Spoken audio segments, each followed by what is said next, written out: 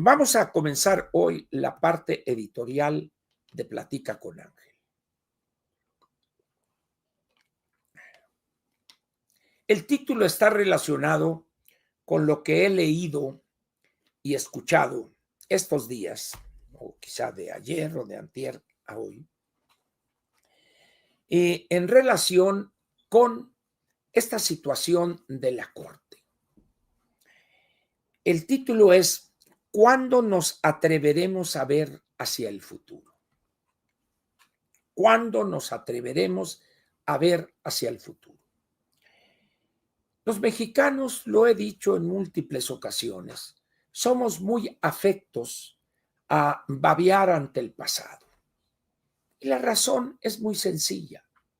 El pasado nada nos exige, salvo adorarlo e incluso inventarlo, porque mucho de lo que nos han enseñado en historia es falso, es una invención.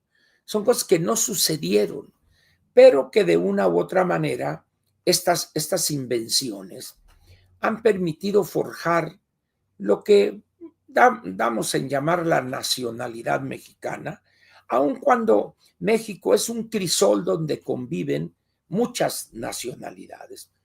Los pueblos originarios, el pueblo maya, los yaquis y algunos otros que tienen una estructura tal que podríamos llamarlos una nación. A un grupo humano no se le llama automáticamente una nación, tiene que cumplir ciertos requisitos, ciertos elementos, pues. Pero aún así México tiene, no sé, 20 y tantos millones o 20 millones de mexicanos que se les llama ahora pueblos originarios. Incluso ya se ha incluido a los afrodescendientes, los descendientes de aquellos grupos de esclavos que llegaron a México allá en los años cuando gobernaban los españoles. En esas condiciones, pues, el mexicano fue educado para ver al futuro, hacia el futuro, adorarlo y no buscarle ni rascarle para tratar de construir un mejor futuro. Esa es labor del hombre fuerte, del gobernante, desde el cacique pueblerino de cualquier pueblecito perdido en la geografía mexicana hasta el propio presidente de la República. El mexicano tiene casi de una manera innata en sus genes, ya trae que él debe pedirle al poderoso, no exigirle como ciudadano que es, y aquel, el gobernante, es mi empleado. Es mi empleado. Es el mandatario, pero el mandatario es el que obedece. El mandante que somos nosotros, somos los que le pagamos con los impuestos, y aquel es nuestro empleado, pero se ha volteado el asunto y resulta que el todopoderoso es el empleado y trae jodidos a millones y millones de los que supuestamente deberían ser sus jefes. Eso ha generado un gran vicio en México. Esa adoración del pasado la hemos llevado a niveles ridículos. Nos aferramos al pasado y volvemos a él, y en vez de cuando vemos la dificultad de cómo se ven las cosas, regreso al pasado. Es que en aquellos años un kilo de tortilla valía tanto y con el salario mínimo compraba 18 kilos de tortillas. Sí, sin duda alguna, pero no tenías un iPhone como lo tienes ahorita. No tenías tenis Nike, andabas en guaraches. Tus hijos no iban todos a la escuela o nomás llegaban a la primaria y ahorita están llegando a la preparatoria, cuando menos, etcétera. Nos gustan esas comparaciones absurdas, ridículas. ¿Por qué? Porque no se puede comparar mecánicamente dos países que son muy diferentes en la parte estructural. Aquel país con el que sueñan una bola de sinvergüenzas que lo usan como pretexto para seguir macaneando, ¿verdad? Y un país que tiene una economía de mercado con deficiencias, si gustan ustedes, un país abierto al comercio internacional y un participante activo en la globalidad, cosa que no se daba con aquel país de la tortilla a $1. No son comparables, son dos etapas diferentes del desarrollo. Pero culturalmente, ideológicamente tenemos en la mente el pasado mejor y que nuestros antepasados por acá y por allá. Sí, pero ese antepasado había un analfabetismo del 85, 90, 95% todavía hace pocos años.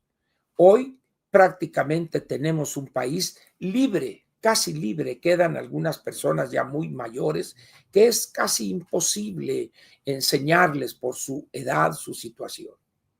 Entonces, es bueno que entendamos eso para que actuemos en consecuencia. Nuestros problemas no están en el pasado, nuestros problemas están en el futuro.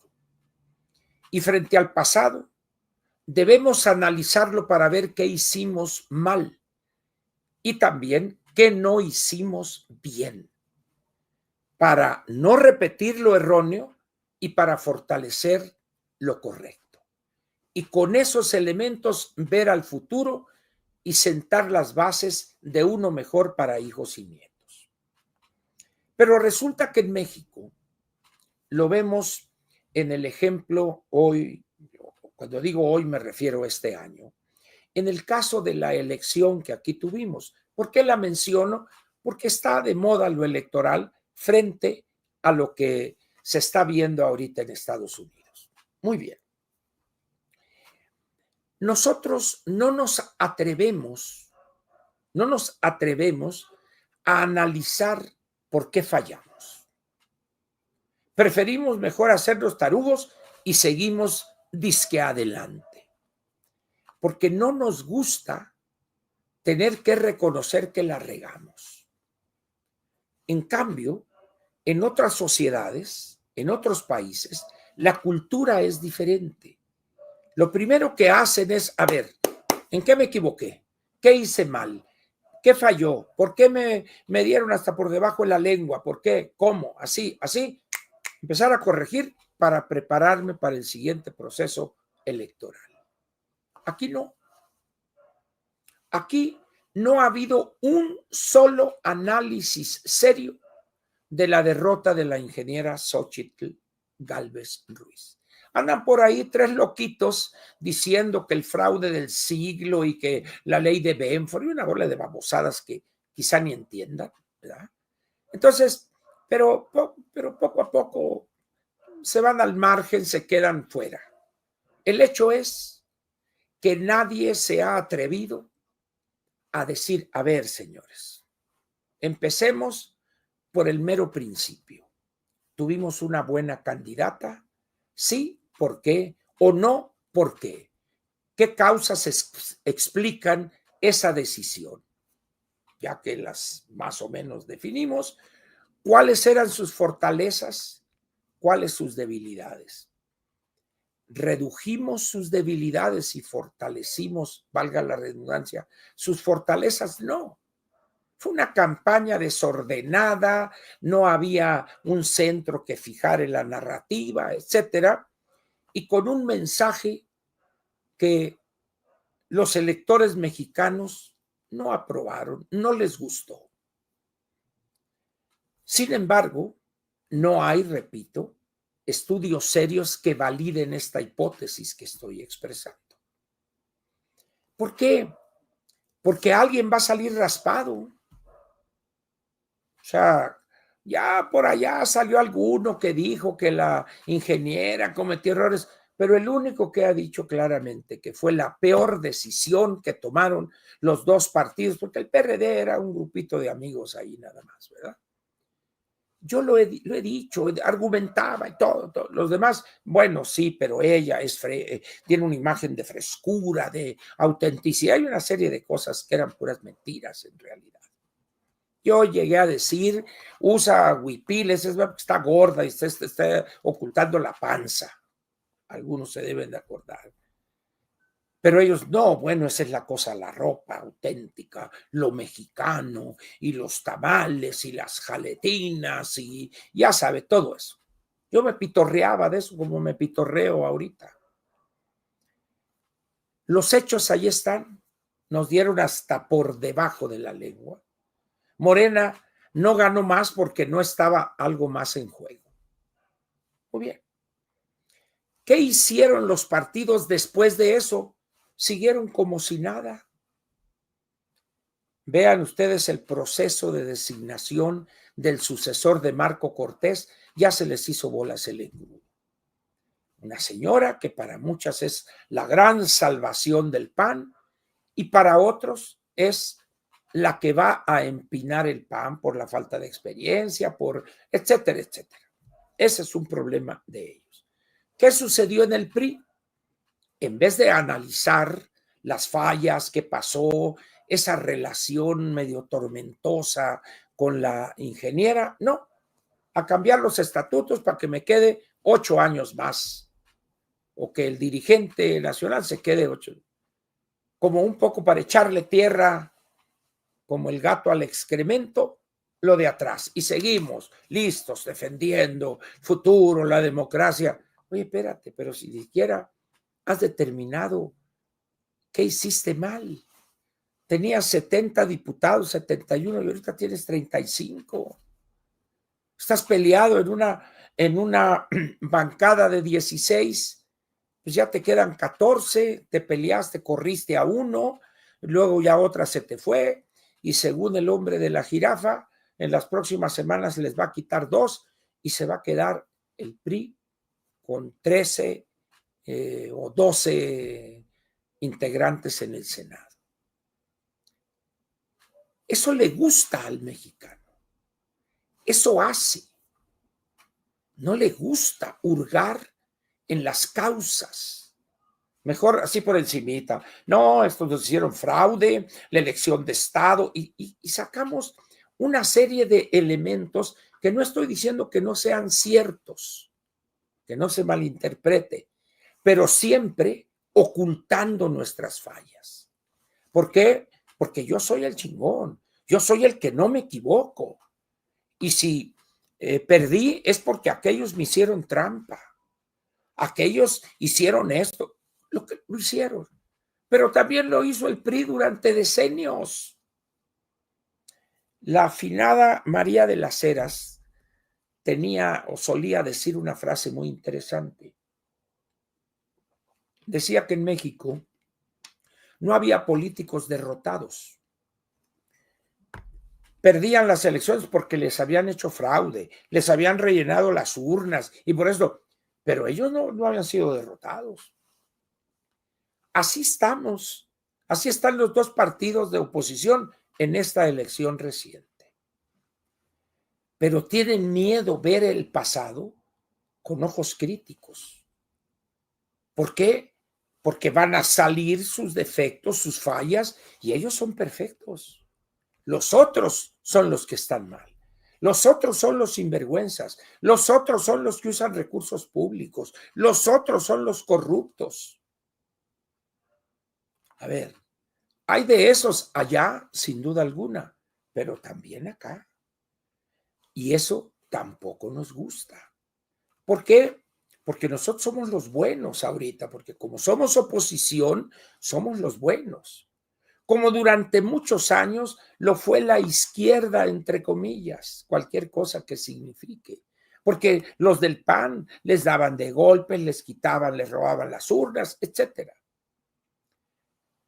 Pero llega el momento en que las cosas cambian y los que aquellos decían es que esto y esto y esto, ahora resulta que ellos plantean defender eso y eso. Y los que disfrutaron aquello ahora quieren que eso cambie.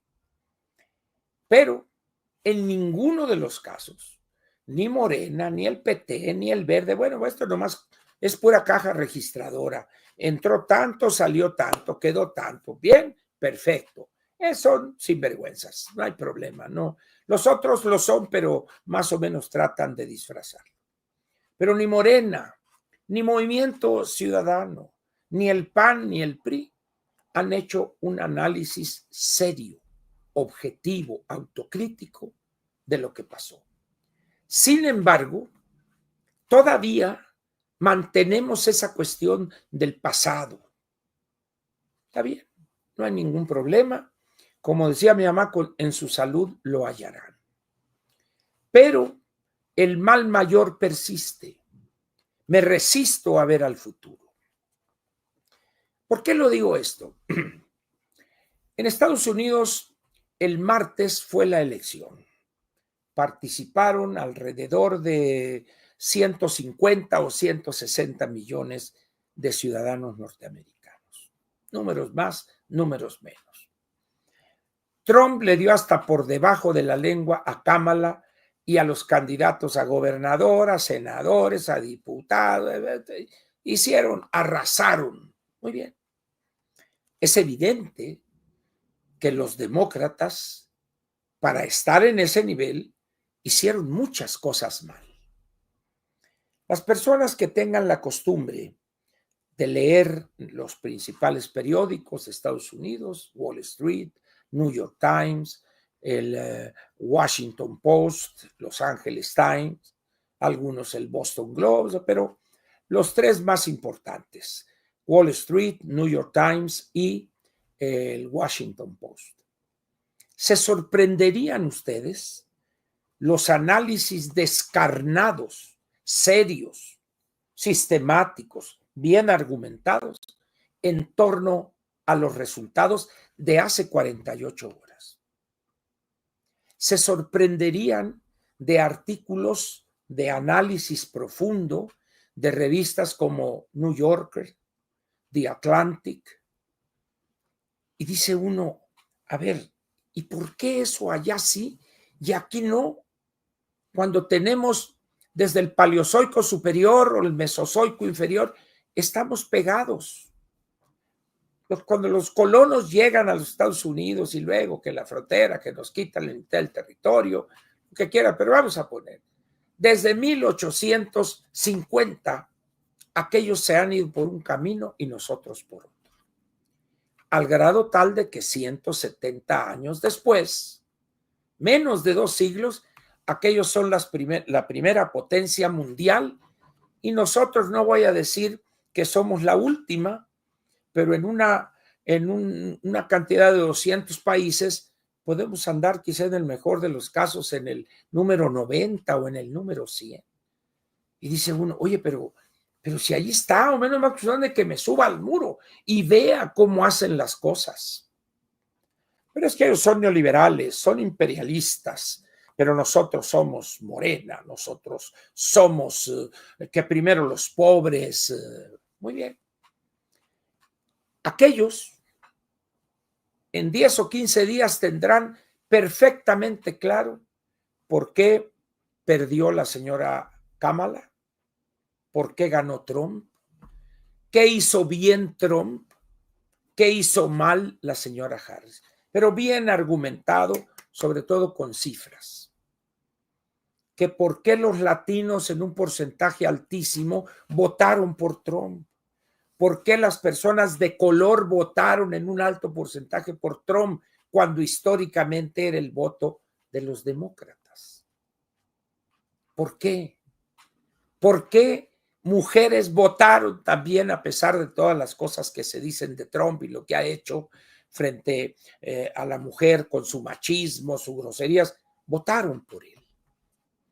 ¿Por qué los trabajadores, los workers, los obreros, mercado tradicional de los demócratas, muchos de ellos se fueron al Partido Republicano? ¿Por qué? Evidentemente hay causas que los análisis de los especialistas norteamericanos en cuestiones políticas de campañas hoy ya lo han desmenuzado.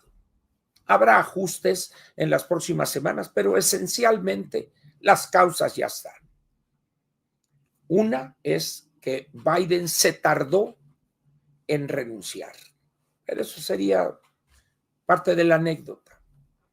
Pero la señora Kamala Harris no supo enviar un mensaje. y su desconocimiento de la gran parte de la sociedad norteamericana la llevó a hacer afirmaciones y propuestas que esa gran mayoría rechaza, sobre todo en cuestiones del aborto, en cuestiones de los transgéneros, el cambio de sexo, etcétera, etcétera.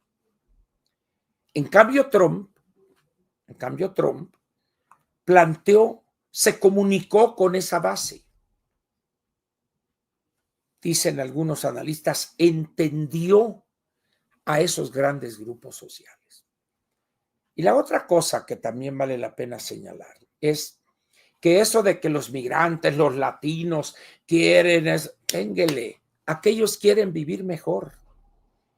Y les han vendido la idea y la han aceptado que la llegada de millones y millones de migrantes va a bajar sus ingresos por la competencia desleal de los ilegales. Aun cuando los análisis serios académicos dicen que no es así, pero eso los demócratas no se han encargado de difundir ampliamente y explicarlo.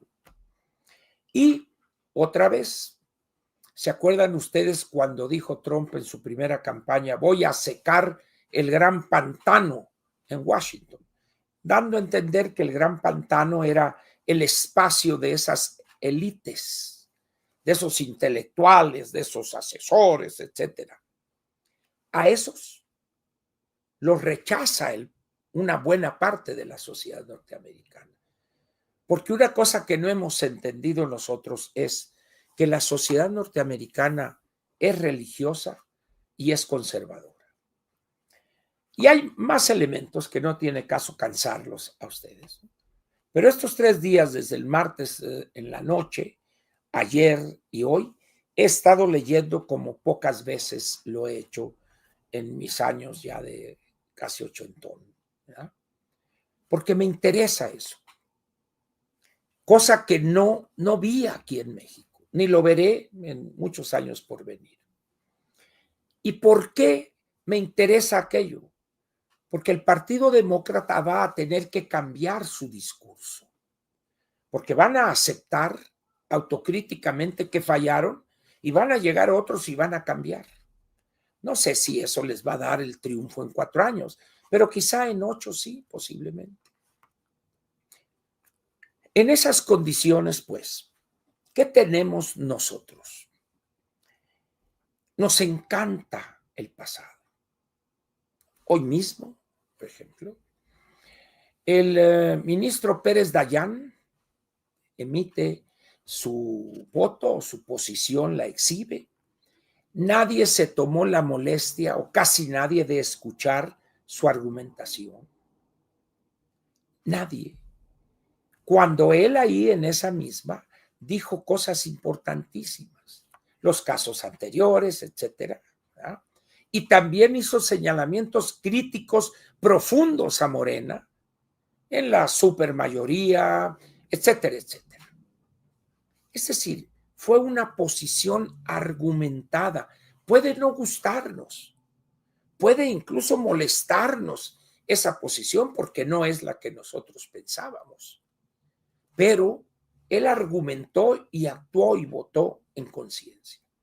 Y la reacción ha sido cavernaria, salvaje, de personas que yo no imaginaba, por ejemplo, porque Leo se presenta académico, que estudió en Columbia, y de repente dice, ya tenemos al Yunes de la Suprema Corte. Esas son expresiones para un militante sin educación política. Pero para Leo, cuando dice, nosotros los politólogos, y dice uno, pues qué pinche politólogo tan chafa. Cuando tenemos a damas abogadas que participan en las redes con opiniones sensatas y de repente se descuecen en contra de Pérez Dayán, traidor y que la historia. Luego tenemos casos de personas que supuestamente son de izquierda, enterados y lo que sea. Fernando Belanzara pone un tuit. se acabó la república y se acabó la democracia.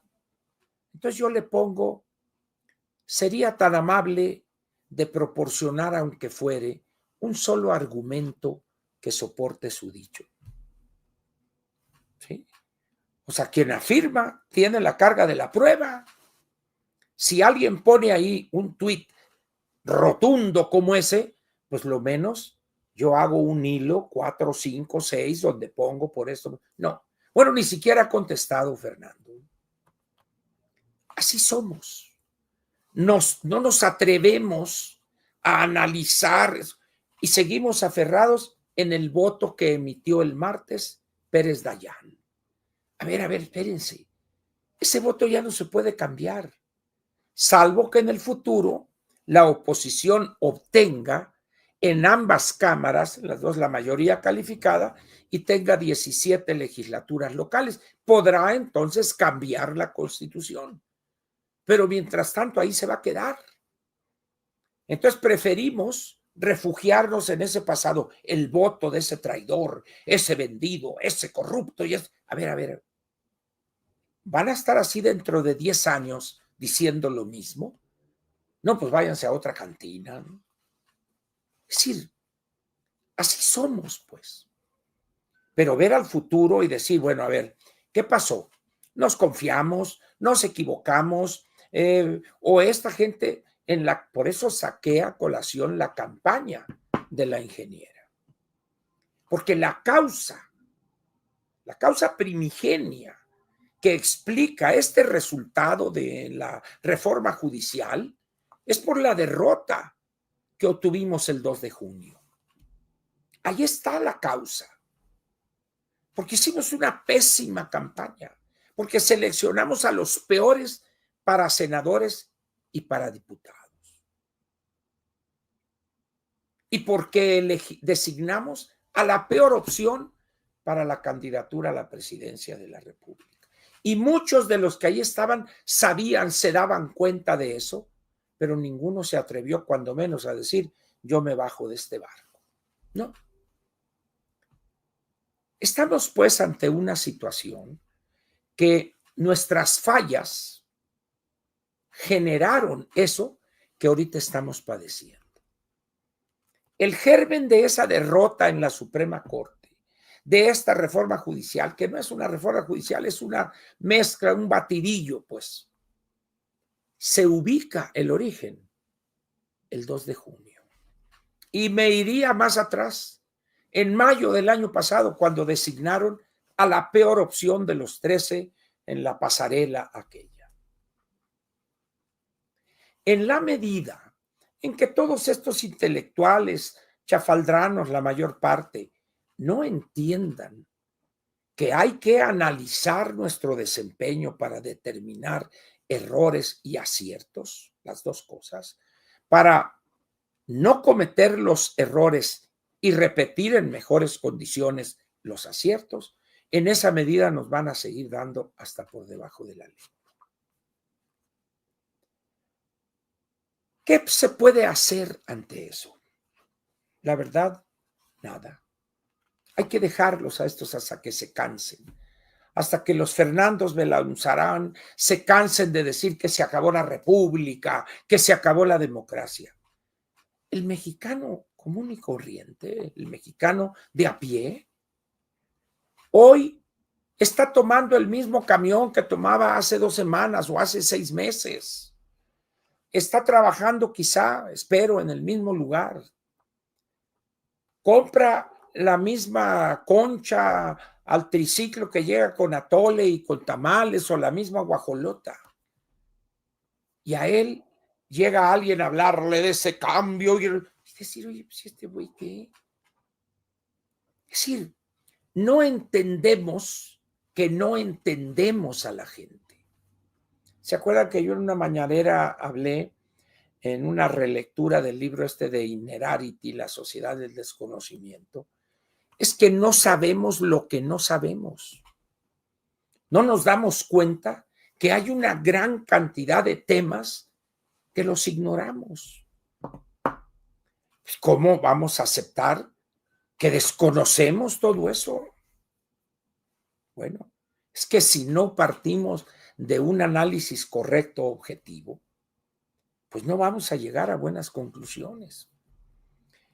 El futuro es un tiempo verbal, dirían los clásicos, pero que exige trabajo, estudio, información, lecturas mil, y luego un análisis con esos referentes de la práctica, de la vida real de millones, en este caso, de electores.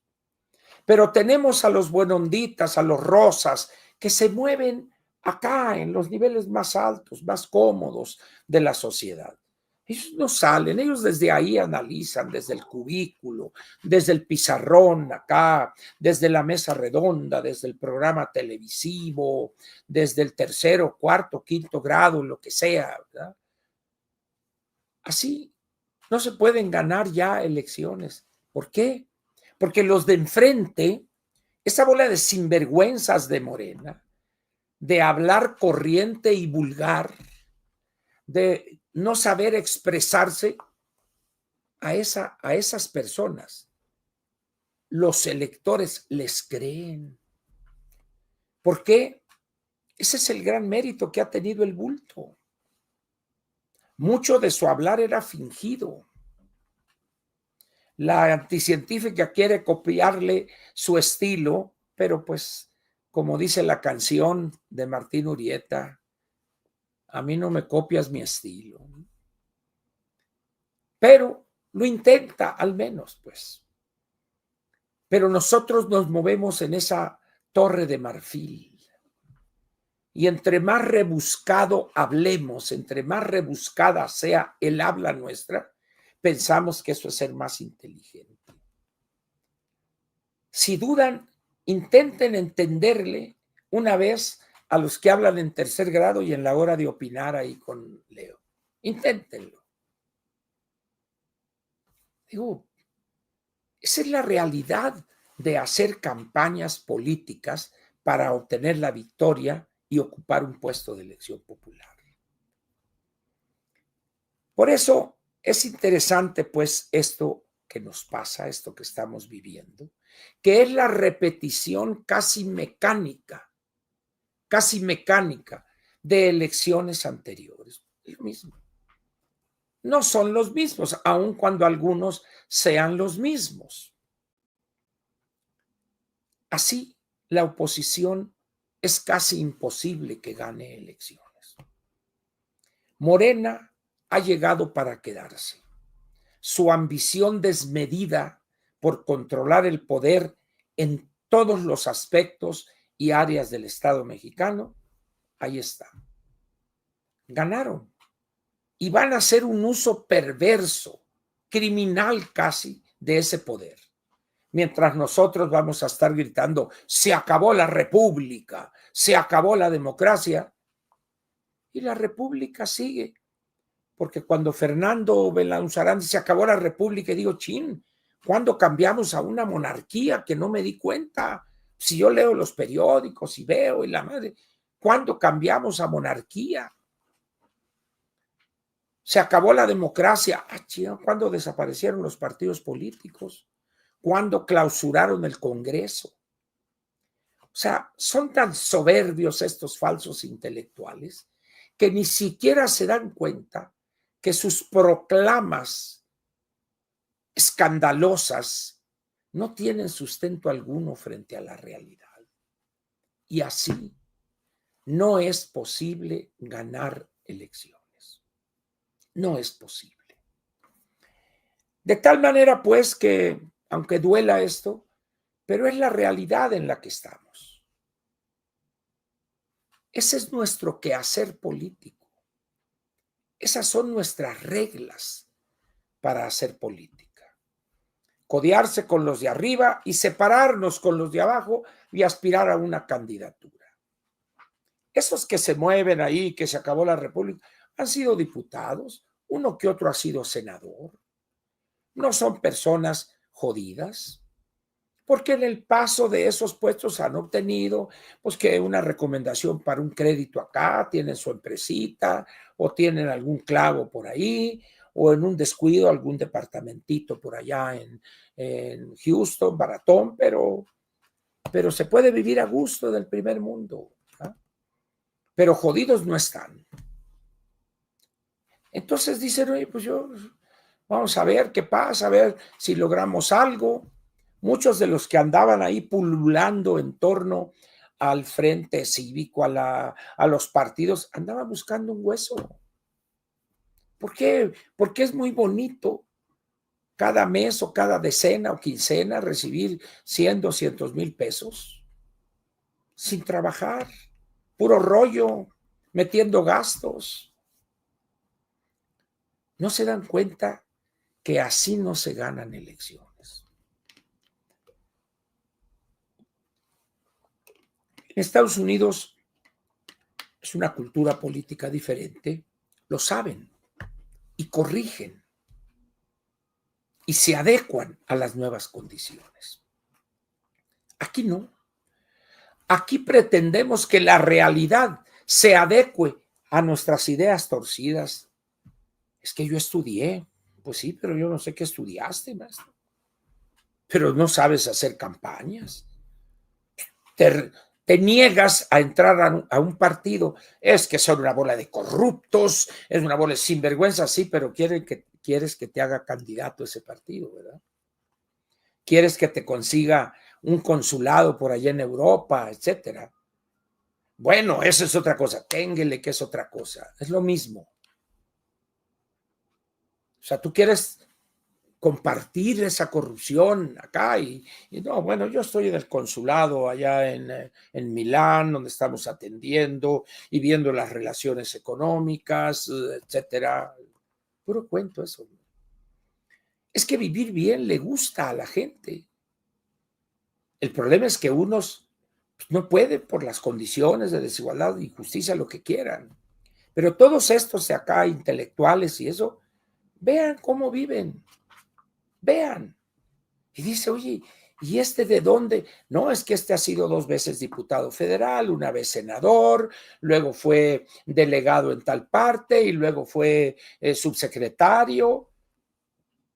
Pues todo el mundo quiere eso porque ve que es el camino fácil, rápido, donde te haces multimillonario en un tiempo récord y en la total impunidad. En esas condiciones, pues, la pregunta del editorial es, ¿cuándo nos atreveremos a ver hacia el futuro? No estoy diciendo que olvidemos lo que hemos hecho, lo que estoy diciendo es que lo analicemos objetivamente para mañana, en 3 años, en 6, no cometamos los mismos errores que cometimos esta vez y que los aciertos los fortalezcamos. Pero no funcionamos de esa manera. En 3 años, el 27, van a andar ahí como moscas tras la miel. ¿Para qué? Para que una candidatura, que esto, que el otro, y para ver cómo se colocan y batearla 3 años, cuando menos. El futuro cuesta horas de lectura, de estudio, de ir a donde están los millones de votos, a ir donde están esas personas de campo, los agricultores, los productores de carne de cerdo, los productores avícolas, los que trabajan en los aserraderos, en rastros, los empleados, donde están los jodidos, pues. No, pero ¿cómo voy a andar ahí, Ángel? Pues yo vengo regresando de Harvard. Yo vine aquí para tirar línea, para decirles cómo. ¿No han visto a la Viri Ríos ahorita cómo viste como maniquí de pasarela de Pierre Cardin, de Versace acá y el pelo acá y tirando rostro? ¿Quién la conoce? ¿Quién? Nadie, hombre. Estamos pues ante una situación donde es una sociedad de disfraces. Esos que andan ahí están disfrazados de opinantes, de politólogos, de analistas. Es un disfraz. que da recursos, que da prestigio, pero así con ellos no se gana una elección. Ojalá los partidos políticos entiendan eso y modifiquen sus conductas y sus prácticas de designar candidatos o de elegirlos o de designarlos como quieran, porque de otra manera van a entrar en una etapa o en un proceso, si no de total extinción, casi casi. El año próximo comienza un ciclo más en la formación de nuevos partidos. Soy muy escéptico yo frente a quién podría promover o qué grupo podría promover un nuevo partido. Hoy platicaba con un buen amigo en torno a eso, en el desayuno, hoy, su cumpleaños. Tenemos por norma reunirnos cada cumpleaños de uno de los tres. Y estábamos viendo eso, platicando sobre eso. ¿Qué va a hacer el 27 de nosotros? ¿Va a continuar controlando totalmente todo? Morena, es muy posible. Lo único que puede hacer que se le descuadre el asunto es la falta de recursos para tanta demagogia, tanto programa demagógico, y que lo que busca es corromper la mentalidad del elector. En esas condiciones, pues, la verdad es que cuesta mucho trabajo mantenerse picando piedra. Hay que hacerlo. No perdamos el ánimo, el espíritu de lucha. Comentábamos incluso ayer y hoy, las condiciones de la vida política del país eran mucho más complejas y difíciles y violentas que hoy. Los años 60, fines de los años 50. En cambio hoy, estos jóvenes que nacieron a principios de los años 80 encontraron la mesa servida y llegan a los excesos que una persona que el 68 apenas tenía 6 años, poco menos de 7, dice ser la hija del 68. Y me dijo un amigo cuando platicábamos de eso, que se autonombra ella, es hija de otra cosa, Ángel, no te confundas. No me dijo más, pero entendí. Que ella contribuyó a pacificar Vietnam, tenía 3, 4 años, ¿no? Dijo, sí, uno, y esto. La gente enloquece. Es lo que le está pasando a la anticientífica. Piensa que realmente tiene el control del gobierno, el aparato. No, hombre. Influye más ahorita el tapete zacatecano y el hombre de la jirafa que ella. Y puede llegar a jugar un papel de irrelevancia anticientífica. Hablaremos quizá el lunes o martes de lo que va a enfrentar con ese gabinete que tiene y que no lo va a cambiar, que así va a seguir, bueno, perfecto. Pero que luego no se sorprenda, oye, ¿por qué llegamos a este lugar? ¿Por qué llegamos? Por la gente que la rodeó, por la calidad de cuadros políticos que usted convocó.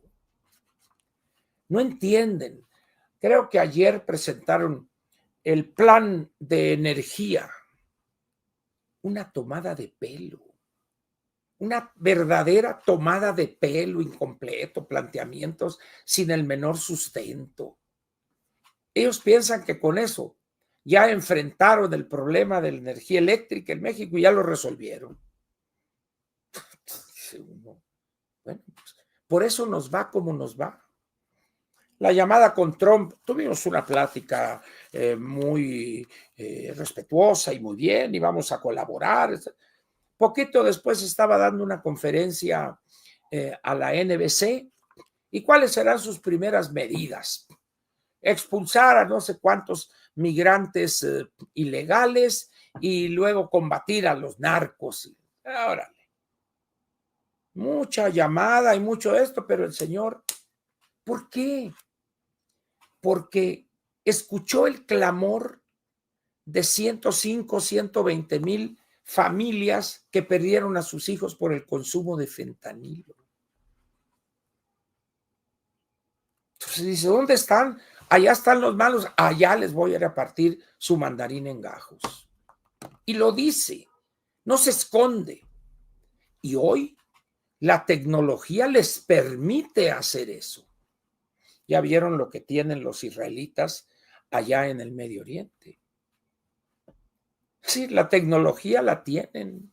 Saben dónde viven, dónde están, lo saben. ¿Quién va a impedir que de repente a las 2, 3 de la mañana un dron llegue ahí al territorio de Jalisco donde se esconde el Mencho? Ubican con sus cámaras y los datos que tienen, las coordenadas, sale el pinche cohete, se va. Regresan a la base y ¡pum! Y del Mencho no queda ni el recuerdo.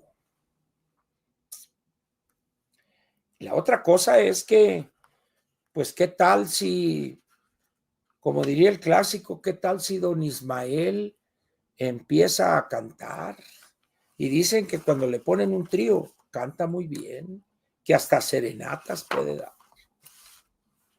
¿Y qué tal si los 2 hijos del Chapo, pues ya probaron las mieles de vivir con la familia, las hijas, y les van a conservar su lana con tal de que digan a fulano, a fulana le di tanto, más cuánto, nueva personalidad o etcétera, y vámonos, y aquí se les acaba el enterobioformo por la diarrea.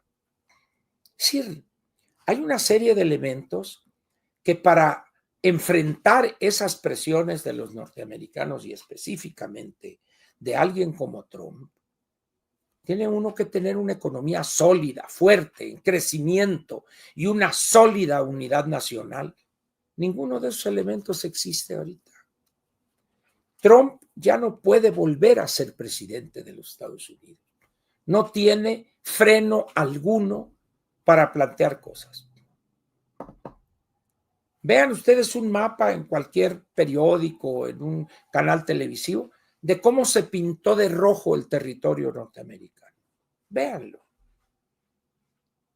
Esa gente votó convencida de que Trump era alguien que le decía lo que a él le interesaba. Que se decepciona, bueno, pero ya va a estar 4 años Trump ahí. Señores, como diría el clásico, así es esto de la barrota y la mermelada McCormick. Espero que no se pongan tristes o se desanimen. No, no, no. Esto lo digo para que saquemos fuerzas, nos animemos y nos atrevamos a participar en los partidos. No hay democracia sin su complemento que son los partidos. Y los sistemas de partido ni surgen, ni se sostienen, ni se desarrollan, ni fortalecen, si no es en una democracia. No hay de otra forma. Entonces olvídense. Si no quieren ir a los partidos porque ustedes son puros, son intelectuales, sodonistas, perfecto, entonces háganse un lado, hombre. Si algún canal les quiere dar un programa y van a decir sus generalidades, pues vayan. Pero la gente no les va a hacer caso. Ni va a saber que existen. Es también mi caso, hombre. Tampoco crean que me chupo el dedo de que, no, a mí la gente. No, no, no.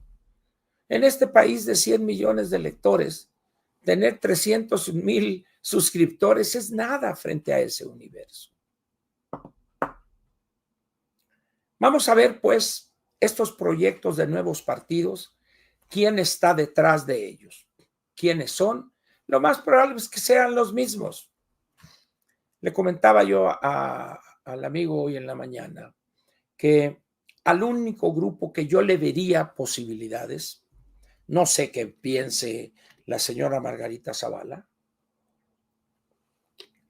pero ella tuvo un gran acierto cuando planteó su intento de partido, que le negaron ahí en una cochupo que hizo Morena, ¿verdad?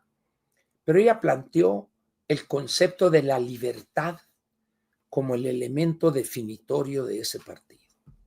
México Libre, creo que se llama.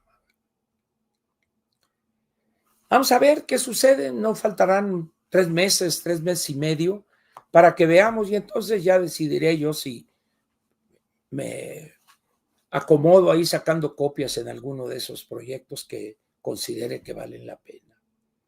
Pero si todos son que vuelve la ingeniera, que Belaunzarán, y luego, Fernando, pues ya se acabó la democracia, ya somos una monarquía, ¿qué andas haciendo aquí?